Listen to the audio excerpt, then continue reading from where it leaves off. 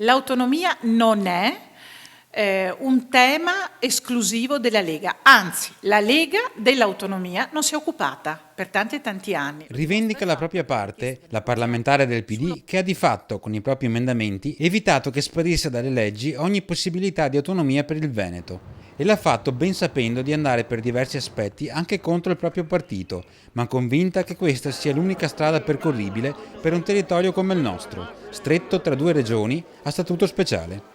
Ecco perché il tema dell'autonomia deve andare al di là di partiti e schieramenti. L'autonomia è un valore della società veneta, è un valore anche, io sono convinta, del Partito Democratico, del centrosinistra, perché è il centrosinistra che ha iscritto in Costituzione gli strumenti che oggi Zaia può utilizzare. Una volontà comune quindi quella dei Veneti, secondo la Rubinato, che si esprimerà con un plebiscito referendum, ma anche con una pressione continua e costante, seppur sempre nei confini della democrazia e della dialettica con il governo romano. Il nostro interesse è quello di avere i Veneti uniti, le forze politiche del Veneto uniti a difendere il tema del referendum dell'autonomia, a votare sì. Un sì che però non dovrà fermarsi alle urne o alla regione, perché una volta affermata l'autonomia veneta, occorrerà, secondo la Rubinato, rivedere anche quella di province e comuni. Magari cambiando anche un po' di centralismo regionale, perché io non nego che c'è un centralismo a livello statale,